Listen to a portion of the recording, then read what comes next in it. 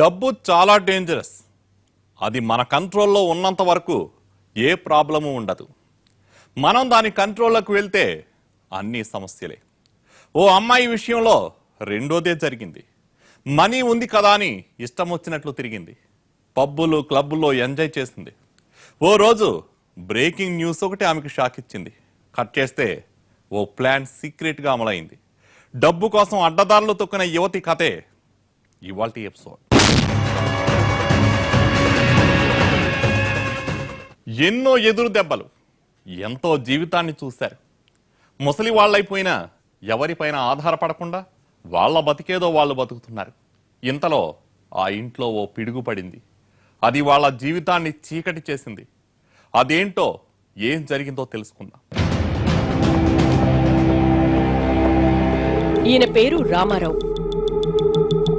పక్కింట్లో ముసలివాళ్లైన నారాయణ వరలక్ష్మిలకు సాయంగా ఉండేవాడు.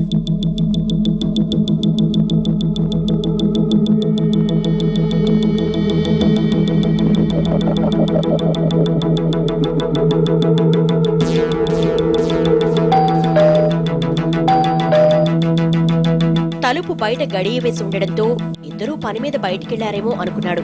తాళం వేయకుండా వెళ్లారు కదా అనుకున్న రామారావు తలుపు తీసి చూశాడు.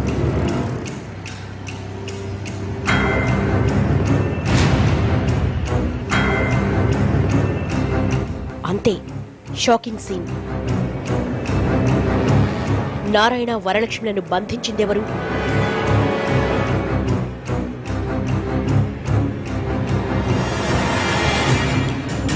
అసలేం జరిగింది?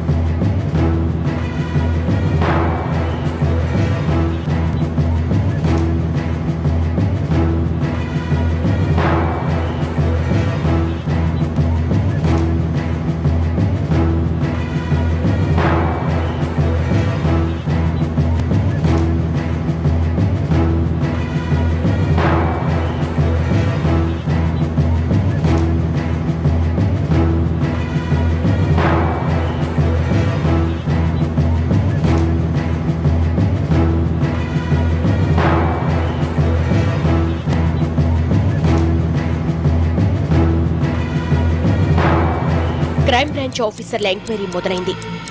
ఓ కుర్రాడు, ఓ బురకా వేసుకున్న అమ్మాయి ఇంట్లోకొచ్చి తమను అడ్రస్ అడిగారని, తీరా చెప్పబోతుంటే కత్తితో బెదిరించి తాళ్లతో బంధించి 5 లక్షల క్యాష్ పట్టుకుపోయారని భార్యాభర్తలు చెప్పారు.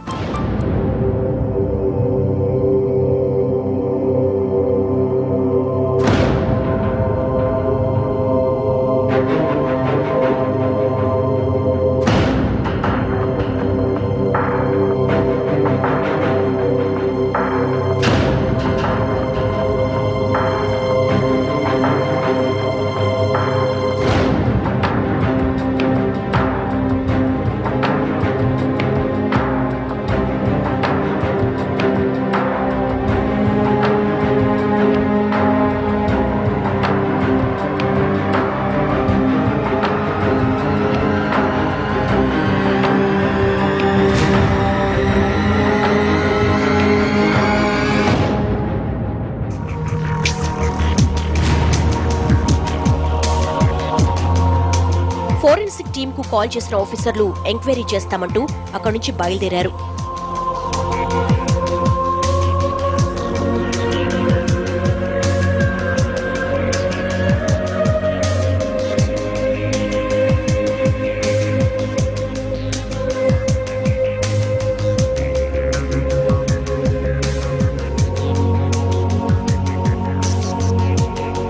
దోపిడీ జరిగిన ఇంటి దగ్గర సీసీ ఫుటేజ్ పరిశీలించగా కొత్త విషయం తెలిసిందే. దోపిడీ దొంగలు ఓ కారులో వచ్చారు. ఇంటికి దగ్గరలోనే కారు పార్క్ చేశారు.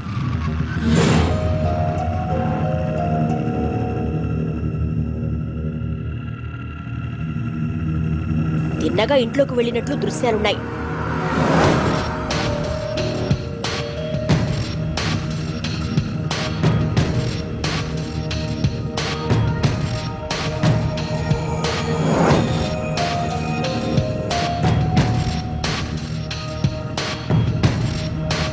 అయితే ఆ కార్ నంబర్ కానీ ఆ వచ్చిన ఇద్దరు ఎవరన్నది ఫుటేజ్లో స్పష్టంగా తెలియలేదు.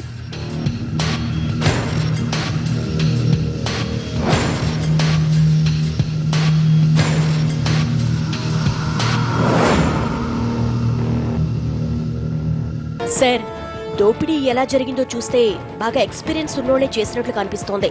అవును, పనిగట్టుకొని కార్లో వచ్చి మరీ చేశారంటే ఆ ఫ్యామిలీకి తెలిసిన వాళ్లే చేశారంటారా? చెప్పలేం. ఆధారాలు లేవు కాబట్టి అందర్నీ అనుమానించాల్సిందే.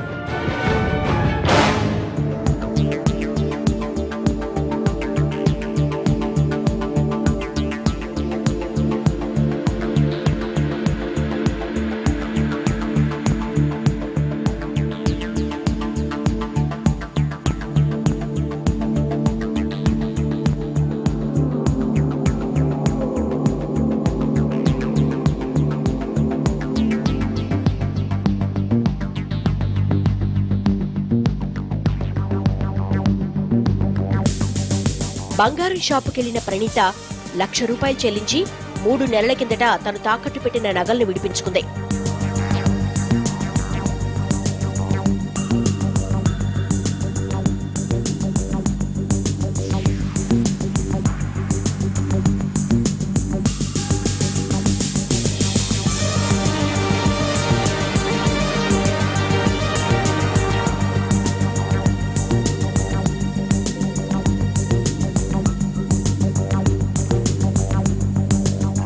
తన నగలు తిరిగి తనకు దక్కడంతో ఎంతో ఆనందపడింది.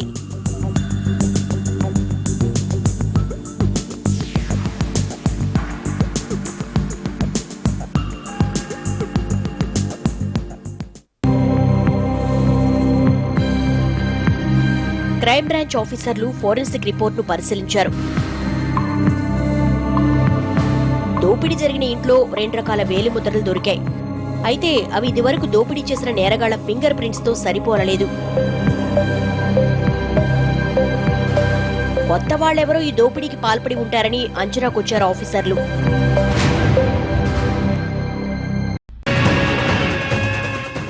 దోపిడీ జరిగింది ఓ ఇంట్లో, చేసింది ఇద్దరు. క్రైమ్ సీన్ లో దొరికింది కత్తి, వేలిముద్రలు. సీసీ ఫుటేజ్ వల్ల ఫలితం దక్కలేదు. తెలిసిన వాళ్లే చేశారా అంటే చెప్పలేని పరిస్థితి.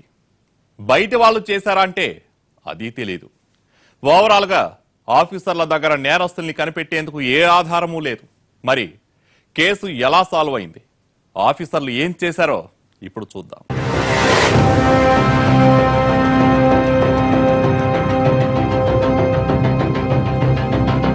ఓ రోజు ఆఫీసర్లు రోడ్ సైడ్ ఉండగా ఓ కుర్రాడు కారేసుకొచ్చాడు.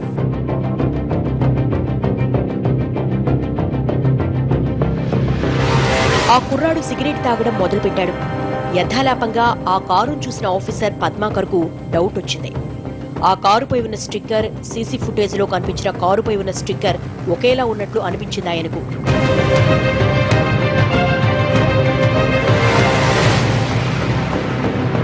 ఆ కారు ఎవరిదా అని గమనించారు.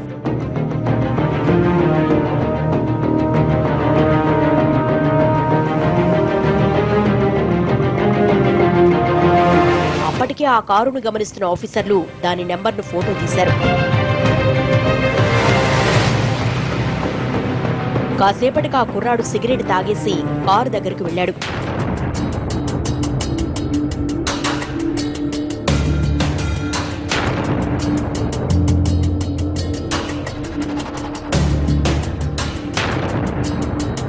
ఆ కుర్రాడు తాగి పడేసిన సిగరెట్ పీకను సీజ్ చేశారు.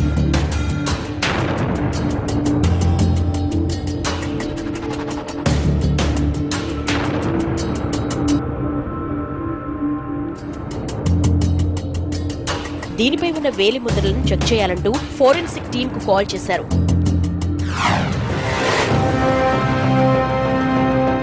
స్పీడ్గా పోని, లేట్ అయితే సినిమా స్టార్ట్ అయిపోతుంది. ఏం పర్లేదు, ఇంకా పావు గంట టైం ఉందిగా, అప్పటికల్లా వెళ్ళిపోతాం. అంత లేదు, ట్రాఫిక్ జామ్ అయిందంటే ఇరుక్కుపోతాం. ఓకే, స్పీడ్గానే వెడతాలే.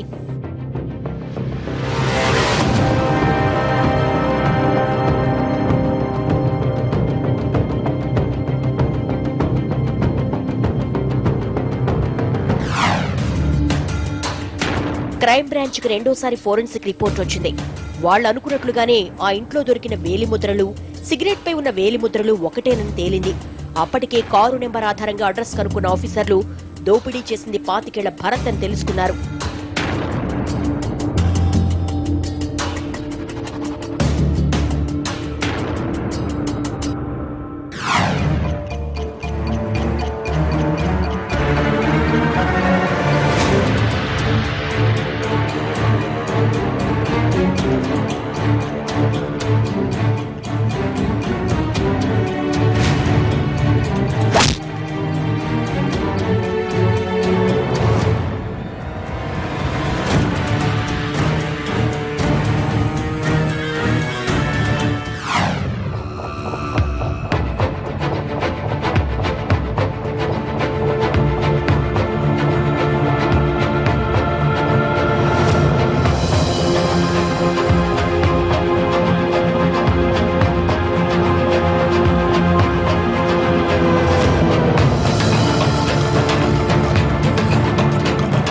కంట్రోల్ లేని కోటింగ్ కు కరెంట్ షాక్ కొట్టిన కాకిలా మారాడు భరత్.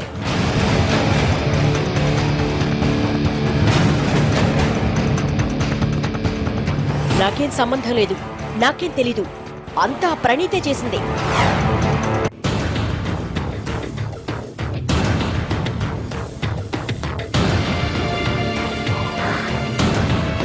ఓ ఇంట్లో డబ్బుంది, దాన్ని దోచుకుంటే ఇద్దరం పంచుకోవచ్చు అంది.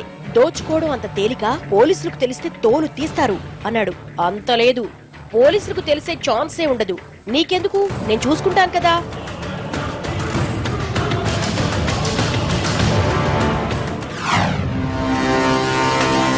డబ్బుపై ఆశతో నేను తనతో వెళ్లాను. అంతా తను చెప్పినట్లే చేశాను.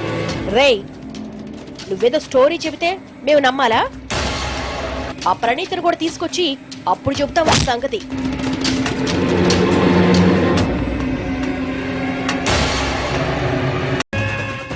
భరత్ ను పట్టుకున్న క్రైమ్ బ్రాంచ్ కు ప్రణీతను కనిపెట్టడం పెద్ద మ్యాటర్ ఏం కాదు. అసలు ఎందుకు దోపిడీ చేశారు, ఇందులో ఎవరి పాత్ర ఎంత, ఇప్పుడు తెలుసుకుందాం. ప్రణీతను కూడా అరెస్టు చేసిన ఆఫీసర్లు నిజాన్ని రాబట్టేందుకు భరత్ ను మరోసారి రౌండప్ చేశారు. ఓటింగ్ సీన్ కళ్లారా చూసిన ప్రణీతకు భయం వేసింది. నిజం చెప్పకపోతే తనకు రౌండ్ ఉంటుందేమోనని టెన్షన్ పడింది. అసలు విషయం బయటపెట్టింది. నా భర్త నవి అవి చూసినప్పుడల్లా నాకు కూడా ఎంజాయ్ చేయాలనిపించేది. దుబాయ్ నుంచి తను నెలకు 20,000 నాకు పంపించేవాడు. తను మాత్రం ₹1,00,000 దాకా ఖర్చు పెట్టేవాడు. నాకు కూడా ఎక్కువ డబ్బు ఖర్చు పెట్టాలని అనిపించేది. మెల్లగా నేను ఖర్చులు పెట్టడం మొదలుపెట్టాను. సినిమాలు, షాపింగులకు వెళ్లేదాన్ని. అప్పుడే భరత్ నాకు పరిచయమయ్యాడు.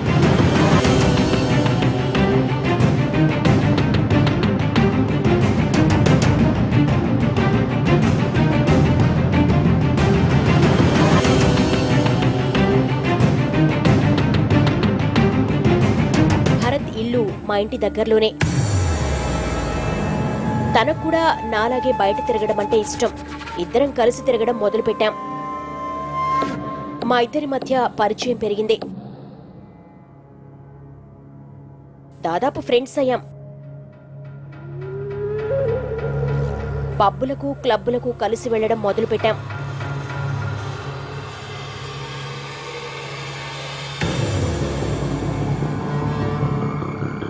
రాను రాను నా ఖర్చులు పెరిగాయి. మా ఆయన పంపే డబ్బు సరిపోయేది కాదు. అందుకే ఆయన కొన్న నగలన్నీ తాకట్టు పెట్టాను. ఆ డబ్బుతో ఇద్దరం ఎంజాయ్ చేశాం. ఇంతలో మా ఆయన షాక్ ఇచ్చారు. వచ్చే వారం తన ఇంటికి వస్తున్నారని అన్నాడు. నాకు మతిపోయింది. తనొస్తే నగలెక్కడా అని అడుగుతాడు. లేవంటే ఊరుకోడు. ఏం చేయాలో అర్థం కాలేదు. నగలను విడిపించుకుందామంటే అంత డబ్బు లేదు. ఇప్పటికే చాలా అప్పులు చేశాను. అందుకే బాగా ఆలోచించాను. అప్పుడే ఓ ఐడియా వచ్చింది.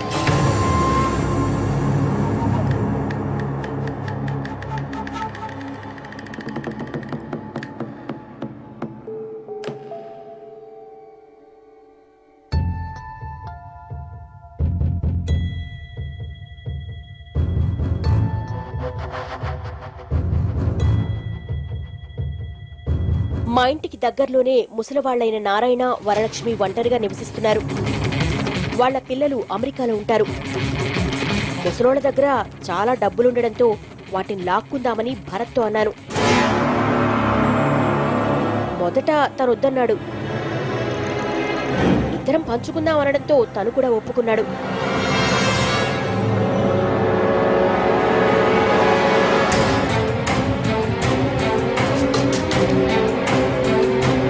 సీక్రెట్ గా వాళ్ళని గమనించాం.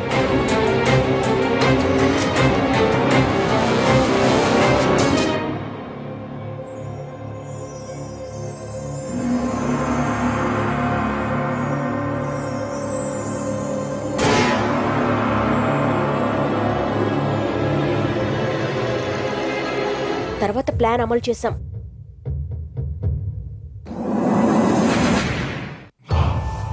ఇద్దరం కలిసి నారాయణ ఇంటికి బయలుదేరాం. నారాయణ ఇంటికి కాస్త దగ్గరలో కారు ఆపాం. నన్నెవరూ గుర్తుపట్టకుండా బురఖా వేసుకున్నాను.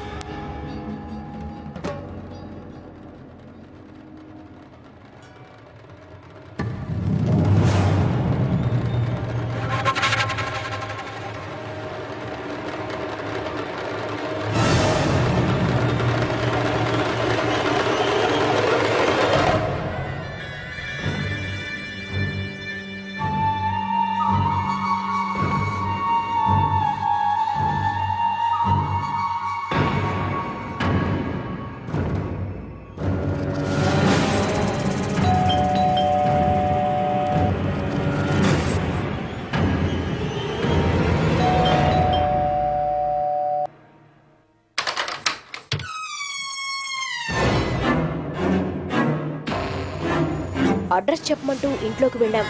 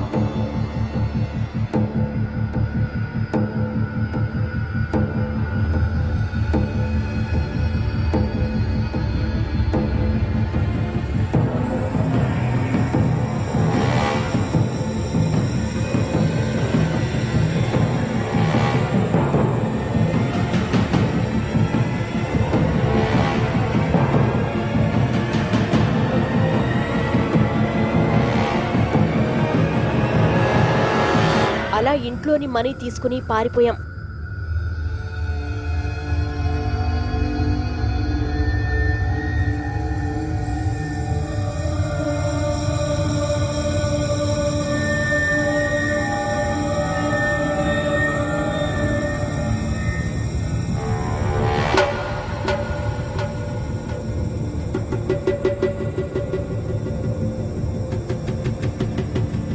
$5 లక్షలు ఇద్దరం పంచుకున్నాం. నాకొచ్చిన మనీతో తాకట్టు పెట్టిన నగలను విడిపించుకున్నాను. అసలు విషయమేమిటో తెలియడంతో ప్రణీత, భరత్ ను అరెస్టు చేశారు క్రైమ్ బ్రాంచ్ ఆఫీసర్లు. ఇది ఓ దోపిడీ చుట్టూ జరిగిన తంతు. భర్తకు భయపడిన ప్రణీత దోపిడీ చేయడానికి మాత్రం భయపడకపోవడం విచిత్రం. ఎవరైనా సరే డబ్బు విషయంలో కంట్రోల్ ఉండాలి. అతిగా ఖర్చులు చేయకుండా మనీ సేవ్ చేసుకోవడం అలవాటు చేసుకోవాలి. అలా కాకుండా ప్రణీతలాగా లగ్జరీ లైఫ్ ఎడిక్ట్ అయితే చివరకు మిగిలేది కన్నీళ్లే అంటోంది కథ. ఇది ఇవాల్టి ఎపిసోడ్. నెక్స్ట్ టైం మరో రియల్